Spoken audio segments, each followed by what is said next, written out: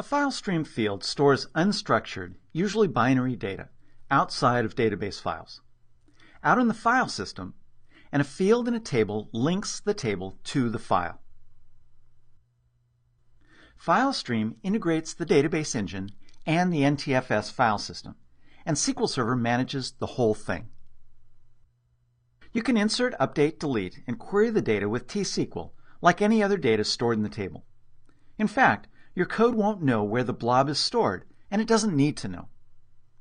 But you can also access the data using Win32 streaming APIs from a client application, if that makes sense for your application.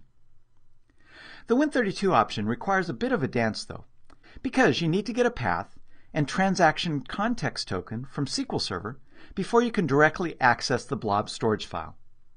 But this slight programming complexity is a small price to pay for the benefits of FileStream storage. FileStream field is a hybrid.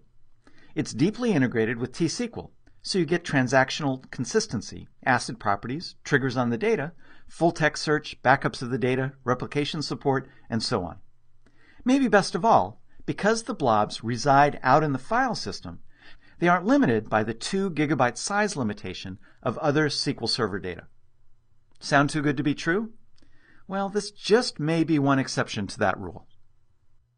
You can store just about any kind of data in a FileStream field so that SQL Server stores it out in the file system. The field type in the table is implemented as a var binary max field. The amount of data you can store, though, is limited by the file system, not by the 2 GB limitation of var binary max. The field is secured just like any other field in a table. Users need the proper permissions to access or update the data. SQL Server provides 2 ways to access the data stored out in the file system by way of a FileStream field, through regular T-SQL statements and through the Win32 streaming APIs that Windows provides. With the T-SQL option, you can use select, insert, update, and delete statements as you do with any kind of relational data. This is the easiest way to access relatively small streams of data. You can also access the data directly through an application by using the Windows streaming APIs. This method requires that the access be within the context of a transaction, and you need to obtain both a path and a handle to the file where the data resides. The Open SQL FileStream method gives you the handle to the file, and path name provides the path. Once you have everything you need, you can use methods such as read file and write file in order to access and change the data. It's crucial that you avoid conflicts when using these 2 access methods together, particularly when you use both within a common transaction. That's why you need to have a transaction context when using the Win32 API methods. Now you need to be aware of a few things when you use the FileStream storage. The data stored out in the file system is not encrypted, even if you're using transparent data encryption in order to encrypt the entire database. You're likely to have poor performance if you make frequent, small updates to the data in the blob, since SQL Server has to make frequent calls out to the hard drive. Each row in the table has to have a unique row ID so that SQL Server can properly associate the FileStream data with the correct row. And you can have multiple FileStream columns in a table, but must store them all in the same FileStream file group. You can use the FileStream _on clause in the create table statement to specify which file group the FileStream data should be stored in. If you don't use this clause, it'll be in the default file group, which may or may not be a good thing for performance. Now I'm going to explore a bit about how FileStream works. But before you can use FileStream, you have to enable it. And the way this works is that you have to enable FileStream on each instance of SQL Server in which you want to create a database and tables that store data outside the database. And this requires 2 steps. You have to enable FileStream in Windows and in SQL Server. Both steps require administrative permissions, which usually means that both Windows and SQL Server admins have to participate in enabling FileStream. Okay, so in order to enable FileStream in Windows, I have to go to the Start menu here, and Programs and SQL Server 2012, Configuration Tools, and the SQL Server Configuration Manager.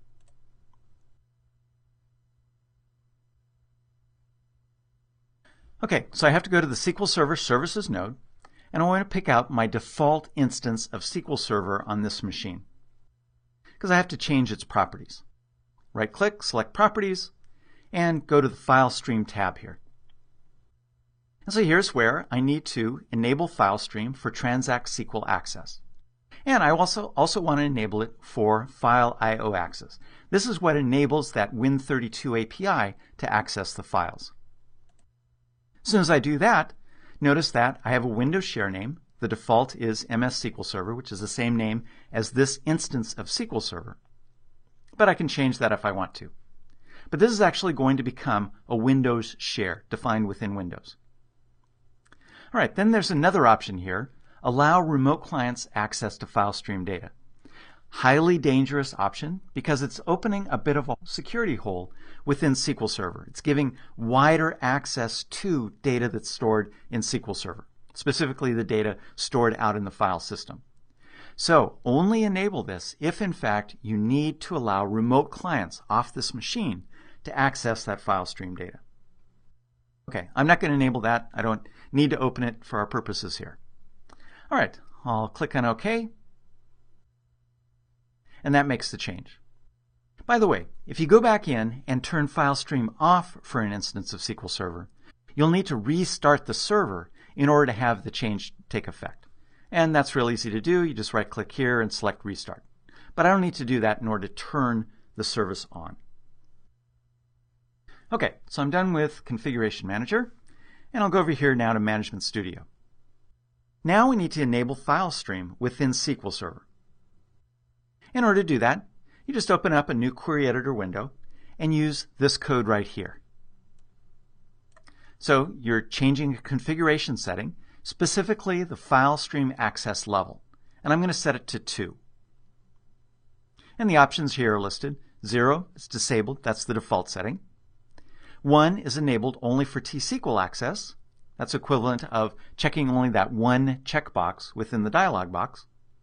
Or 2 to enable both T-SQL and Win32 streaming access. And so that's what I'm selecting there. All right, now this is an instance-wide setting. So my current database context is Northwind, but this is going to apply to this instance of SQL Server. So I'll go ahead and execute that. Transport level error has occurred after sending the request to the server. Shared memory provider. Okay, that suggests, yep, I'm not connected. So somehow I got disconnected from the instance of SQL Server, and it's not allowing me to reconnect. Why is that?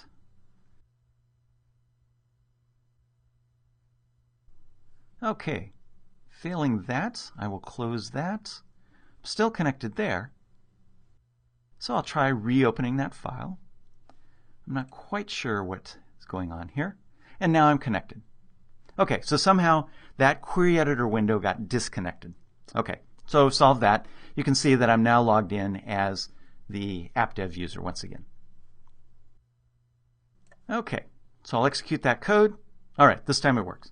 As you can see, the configuration option was changed from 0 to 2. I did have it disabled, but now it's enabled.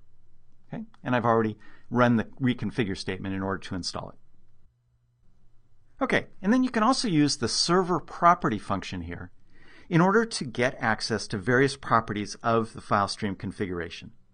So when I run this code, it looks at the FileStream share name, the FileStream configured level, and the FileStream effective level.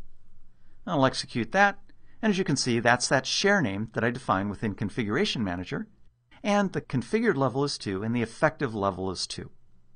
These might be different generally because the SQL Server instance may require a restart for a change to take effect.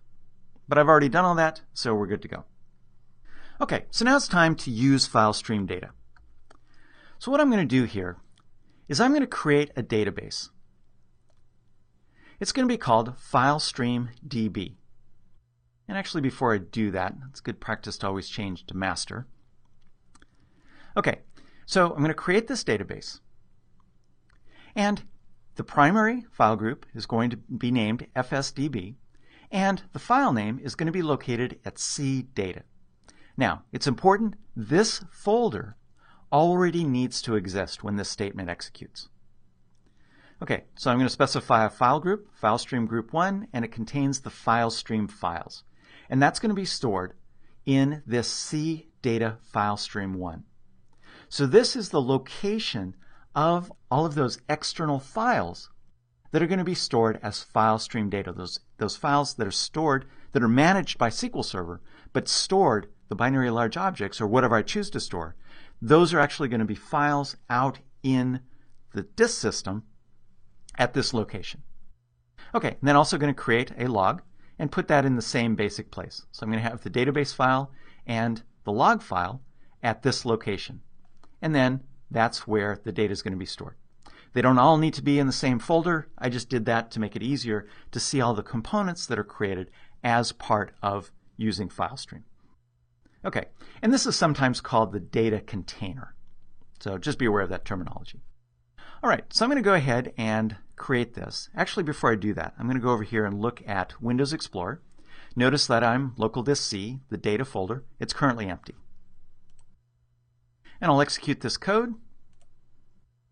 And now we have that database.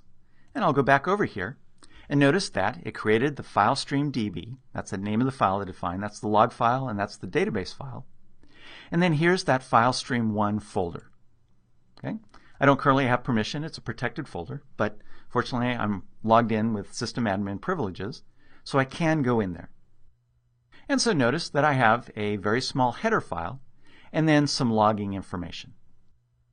All right, so all of that occurred as a result of creating the database that contains file stream data. But of course, it doesn't contain any data yet. Okay, so back over to Management Studio. And first thing I'm going to do is change the database context because I want to use the file stream DB. And then I'm going to create a table called document. So this is going to be a table that's going to store documents, and it's going to use file stream in order to do that. So I have a document ID. It's a unique identifier. It's a row GUID column type. It's not null, and it's unique. And then also going to create a name that's also unique. And the contents field is going to be a var binary max. That's what a file stream data type needs to be. And it's a file stream type. So this is what tells SQL Server that I'm going to store the contents of this contents field as a file stream out in the file system, and specifically in that CData folder file that I created as part of creating the database. Okay, there's lots of other options for creating a table with file stream data, and Books Online, as usual, has all of those options in excruciating detail. Okay, so I'll go ahead and create that table. Now we have that table. And we can insert some data. Now, these are just regular insert statements. So I'm going to insert into that document table, and I'm going to include the document ID, name, and contents fields. I'll use the new ID function. That's a built-in transact SQL function that generates a new GUID, globally unique identifier, because that's how I defined that document ID. You need a unique identifier in order to identify that document and have the link between the file stream data and the table. And GUIDs are the easiest way to do that.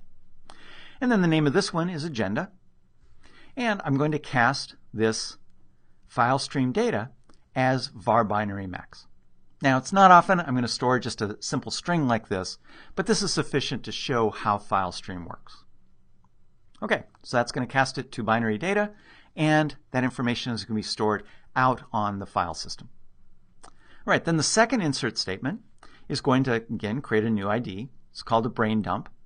And my brain apparently was pretty empty when I wrote this code because I'm just writing out an empty string.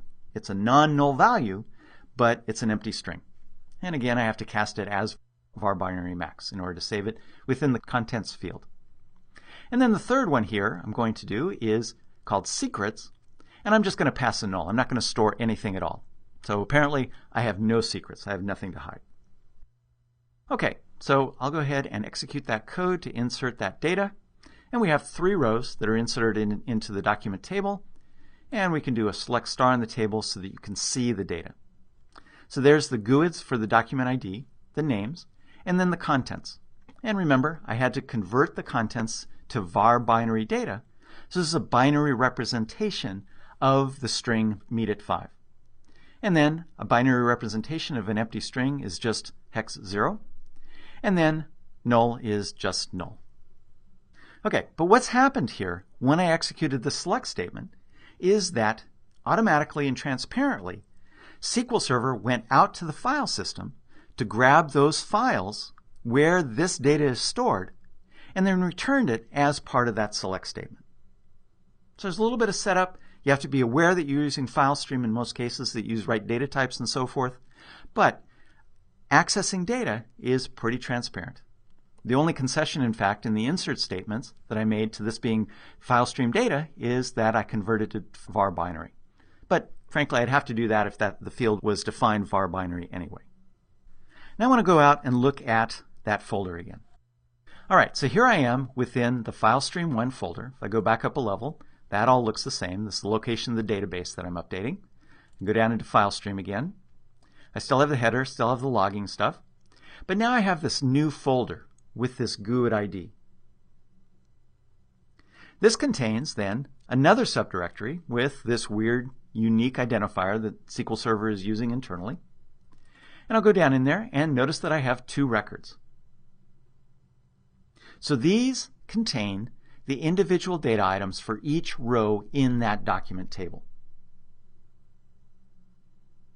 And there's going to be one file for each cell in the table that contains file stream data. But wait a second, only 2 files? The code inserted 3 rows. Well, remember that the 3rd row contained a null value for the contents field. SQL Server doesn't bother to create a file to hold nothing. But ironically, it did create a file of 0 bytes in order to hold that empty string, which is a non-null value. Okay, so that's generally how FileStream works. Now let's talk a little bit about if we wanted to be able to access the data using the Win32 APIs. If you want to let a client application access that data directly that way, you have to do some setup in code to retrieve the information that the client application needs, and that's what this code does.